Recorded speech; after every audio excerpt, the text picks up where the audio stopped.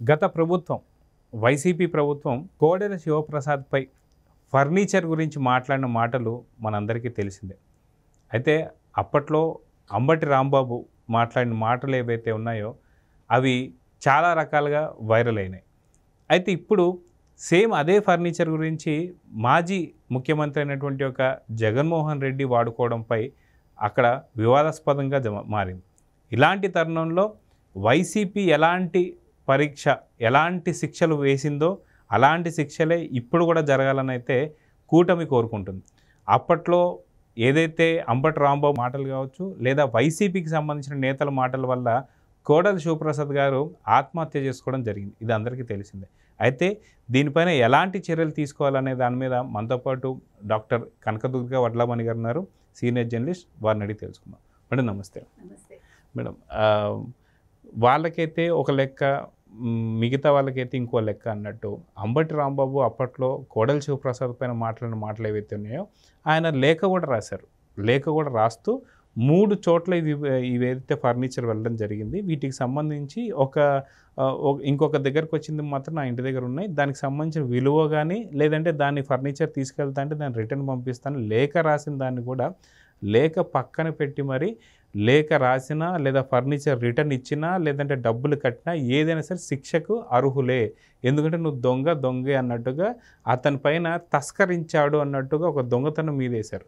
కానీ ఇవన్నీ భరించలేక ఆయన హ్యాంగింగ్ చేసుకోవడం జరిగింది, అవంతా తెలిసింది.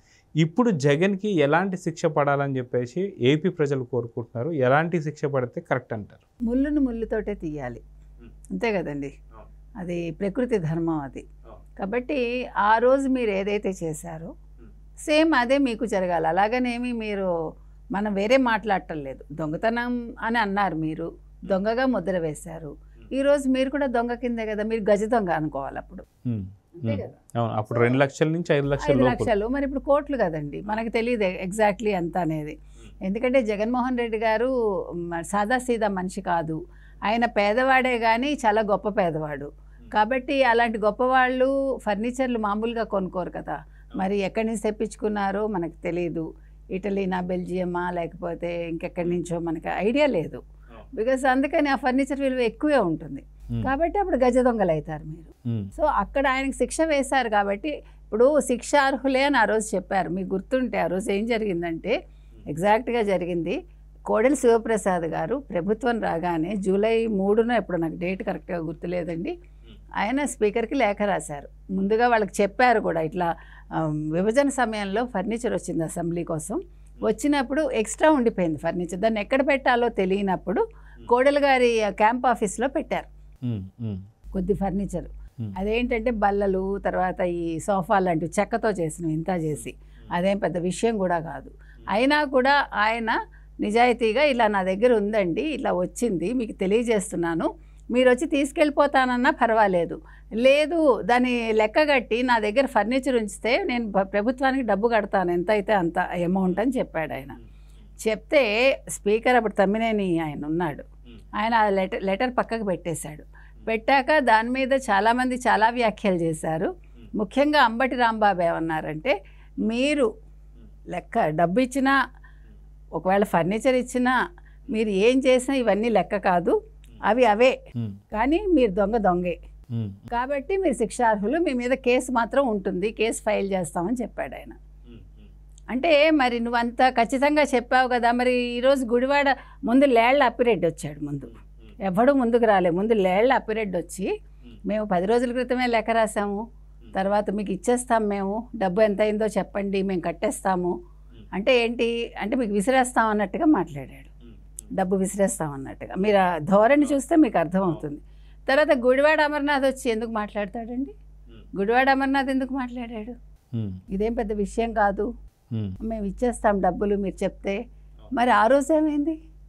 ఇప్పుడు నీవు నేర్పిన విద్యయే నీరజాక్ష, మీరు ఏదైతే అమలు చేశారో టీడీపీ ప్రభుత్వం కూడా అదే అమలు చేయాలి, కూటమి కూడా అదే అమలు చేసి తీరాలండి. నీకు ఏది న్యాయమైందో నాకు అదే న్యాయం, నీకు ఏది అన్యాయం అయితే నాకు అదే అన్యాయం. ఇప్పుడు తేదీలు మారుతాయి, రోజులు మారుతాయి, కానీ ఇష్యూ మారదు కదా. నీకు ఏది జరిగిందో నాకు అదే జరిగింది, నాకు ఏది జరిగిందో నీకు అదే జరిగింది. కాబట్టి ఇక్కడ ఇంకొక విషయం ఏంటంటే కోడెల గారు నిర్భయంగా వచ్చి ఆయన లేఖ రాశాడు, ఆయన చెప్పాడు ఓపెన్గా. సో జగన్మోహన్ రెడ్డి మాజీ ముఖ్యమంత్రి, ఒక ఈరోజు ఎమ్మెల్యే, ఆయన బయటకు వచ్చేందుకు మాట్లాడు? ఆయన ఇంట్లో కదా ఉంది, ఆయన క్యాంప్ ఆఫీస్లో కదా ఉంది ఫర్నిచర్ ఇవాళ. కాబట్టి ఆయన వచ్చి మాట్లాడాలి. ఆయన తరఫున వీళ్ళందరూ ఎవరు మాట్లాడతారు? ఆయన అన్నం తింటే వీళ్ళకి ఆకలేదా? వీళ్ళ కడుపు నిండిపోతుందా? ఎవడు అన్నం వాడే కదా తింటాడు, ఎవడు చేసిన తప్పిదానికి వాడే కదా సమాధానం ఇచ్చుకోవాలి. కోర్టులో వెళ్ళి గుడివాడ అమర్నాథ్ మాట్లాడతాడా? లేకపోతే లేళ్ళ అప్పిరెడ్డి వెళ్ళి అక్కడ హాజరవుతారా? ఎవరికి వాళ్ళే హాజరవ్వాలి కదండి. మీ ఇష్యూ మీరే చెప్పుకోవాలి. సో ప్రజల దగ్గరకు వచ్చి ఈవీఎంలు ఈరోజు ఈవీఎంల వల్ల నేను ఓడిపోయానని మాట్లాడుతున్నావు నువ్వు. ఆ రోజు అదే ఈవీఎంల వల్ల నెగ్గాను నేను అని అన్నావు నువ్వు. ఈవీఎంలు ఏమి ఇందులో తప్పు లేదు, పొరపాటు లేదు. నేను ఫ్యాన్కు నొక్కితే నాకు తెలుగుదేశం సైకిల్ మార్కు కనిపిస్తే నేను బయటకు వచ్చి గొడవ చేయాలి, కానీ ఈవీఎంలన్నీ సక్రమంగా ఉన్నాయని 151 సీట్లు వచ్చిన రోజు చెప్పాడు. ఇవాళ మళ్ళీ ఈవీఎంలు ఉండకూడదు, పేపర్ బ్యాలెట్టే ఉండాలి అంటూ ఇవాళ మాట్లాడాడు. మరి అప్పుడు నువ్వు ఈ విషయం కూడా మాట్లాడాలి కదా ప్రజల ముందుకు వచ్చి. ఇప్పుడు ప్రజలు నువ్వు ఓడిపోయావా గెలిచావా ఇప్పుడు ఎవడు పట్టించుకోవట్లా. నువ్వు ఓడిపోయావు అన్నదానికి తార్కాణం ప్రజలు వేసిన ఓట్లే.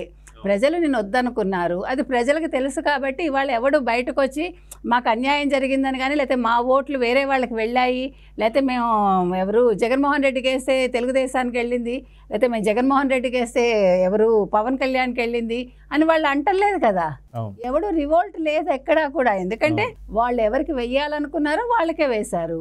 అలాగే నువ్వు ఇప్పుడు మాట్లాడాల్సింది ఇవి కాదు, ఈవీఎంల గురించి కాదు. నువ్వు దొంగతనంగా పెట్టుకున్న ఫర్నిచర్ గురించి మాట్లాడాలి. నువ్వు దొంగవా కాదా నువ్వు మాట్లాడాలి ప్రజల ముందుకు వచ్చి. కాబట్టి ఈ గుడివాడ అమర్నాథ్ మాట్లాడక్కర్లేదు, ఇవాళ అంబటి రాంబాబు వచ్చి మాట్లాడక్కర్లేదు, మరో లేళ్ల అప్పిరెడ్డి మాట్లాడక్కర్లేదు, రేపు రోజా వచ్చి మాట్లాడక్కర్లేదు. మాట్లాడాల్సింది జగన్మోహన్ రెడ్డి గారండి. ఆయన ఆన్సర్ ఇచ్చుకోవాలి ప్రజలకి. ఎందుకంటే ఆయన ప్రజల చేత ఎన్నుకోబడ్డ ఎమ్మెల్యే, నాడు ప్రజల చేత ఎన్నుకోబడ్డ ఎమ్మెల్యే మాజీ ముఖ్యమంత్రి. కాబట్టి వాళ్ళ ఇంట్లో ఫర్నిచర్ ఉంది కాబట్టి ఆయన బాధ్యత అది. అయితే ఇది కాక ఏదైతే సెక్రటరీకి సంబంధించినటువంటి ఒక సెటప్ ఏదైతే ఉందో కంప్లీట్గా ఇంట్లోనే వేసుకొని 5 ఏళ్ల పాటు ఇంట్లోంచి బయటికి రాకుండా, అది కూడా సెక్రటరియట్ నుంచే ఆయన మాట్లాడుతున్నట్టు ఇచ్చినటువంటి ఒక దీన్ని కూడా ఎలా చూడాలంటే, దీన్ని కూడా ఒక రకంగా చెప్పాలంటే మాయ చేయడం కావచ్చు, లేకపోతే 420 చీటింగ్ చేసినటువంటి కేసు కింద కూడా నమోదు చేయొచ్చు. ఎందుకంటే ఆయన ఇంట్లోంచి బయటకు వచ్చిన సందర్భం అయితే కాదు.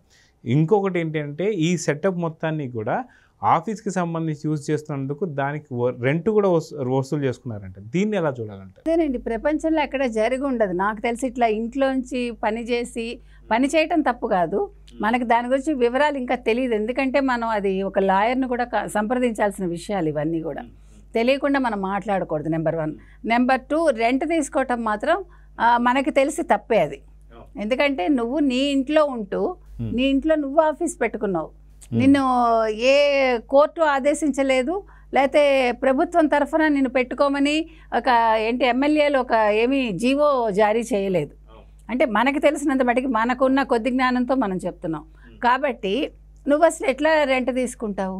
ఇప్పుడు ఆ రెంట్ తీసుకోవడం కూడా తప్పే కదా. సో దానికి కూడా శిక్షార్హుడివే నువ్వు. ఒకవేళ ఏదైతే ఋషికొండ దగ్గర కట్టినటువంటి ఒక 7 కంపార్ట్మెంట్లు ఇప్పుడు వాళ్ళు ఏమంటున్నారంటే అది గవర్నమెంట్కి సంబంధించిన స్థలం, అది గవర్నమెంట్కి సంబంధించింది అని మాట్లాడుతున్నారు. ఇప్పుడు ఆ సెక్రటరీకి సంబంధించి ఏదైతే వేసినటువంటి ఒక సెటప్ కూడా ఏదైతే ఉందో, ఇప్పుడు ఒకవేళ అది గవర్నమెంట్కి సంబంధించింది కాబట్టి తాడేపల్లి ప్యాలెస్ను కూడా కబ్జా చేసుకుంటే బెటర్ ఏమని చెప్పేసి అంటున్నారు కొంతమంది ప్రజలు. దాని గురించి మీరు ఏమంటారు? మీకు సాక్షి యాంకర్ ఒక ఆయన ఉన్నాడండి, ఆయన అంటాడు నిన్నను అంటే చాలా అంటే మనకి ఇంత తెలియదు, మనకి ఇట్లా కూడా మనం తెలుసుకోవాల్సిన విషయాలు ఇవన్నీ కూడా మనకి అవగాహన లేదు. ఆయన చాలా అవగాహన కల్పించాడు. అది ప్రభుత్వాన్ని కాబట్టే మీరు అడుగు పెట్టగలిగారు, అది రిషికొండ, అది ప్రైవేట్ అయితే మీ కాళ్ళు విరిగి ఉండేవి కదా అంటున్నాడు. అంటే ప్రజలు వస్తే కాళ్ళు విరక్కొడతాడా? అంటే వైసీపీ వాళ్ళు కాళ్ళు విరక్కొడతారా? ఇప్పుడు తాడేపల్లి ప్రభుత్వ ఆఫీస్ ఉందండి అక్కడ, ఫర్ ఎగ్జాంపుల్. ఇప్పుడు ప్రజలు వెళ్తారు, ప్రభుత్వ ఆఫీస్ అన్నప్పుడు ప్రజలు వెళ్తారు కదా. ఇప్పుడు ఒక గవర్నమెంట్ ఆఫీస్ అంటే ప్రజలకు యాక్సెస్ ఉంటుంది కదా. ఇప్పుడు ఎవరైనా ప్రజలు వెళ్ళారనుకోండి, అప్పుడు కాళ్ళు విరక్కొడతారా వీళ్ళంటే? ఆయన చెప్పింది మనకు తెలీదు, నెంబర్ 1. నెంబర్ 2, మీరు చెప్పినట్టుగా అసలు రిషికొండని తీసుకుంటే మనం రిషికొండలో మనం చూసాం, వీళ్ళందరూ రోజా అప్పుడేం మాట్లాడింది ఇప్పుడేం మాట్లాడింది కూడా మనం చూసాం. ఒక కమిటీ వేసాం, 3గురిని కమిటీ ఇక్కడే అది అసెంబ్లీ పెట్టాలంది అని మాట్లాడింది. వాళ్ళు పున్నమి రిసార్ట్స్ అంతా కూడా బదలగొట్టి కట్టేశారు. వాళ్ళు ఎన్ని ఎకరాలు 90 ఎకరాలు ఎంతో అడిగారు, ఏదో మొత్తానికి దాంట్లో కాదు ఇన్ని ఎకరాల్లో కట్టామన్నారు, ఏదో జరిగింది మొత్తానికి. సో ఆ తర్వాత ఇప్పుడేమంటున్నారు, అదేమో పెద్దవాళ్ళు వస్తే అంటే రాష్ట్రపతి వస్తే వాళ్ళు వస్తే వీళ్ళు వస్తే అందుకోసం కట్టామని ఇప్పుడు మాట మార్చారు. ఇవన్నీ కూడా వీడియోస్ ఉన్నాయి కదా, ఎవిడెన్స్. ఇప్పుడు మీరు నేను మాట్లాడినవి ఏవీ లేవు.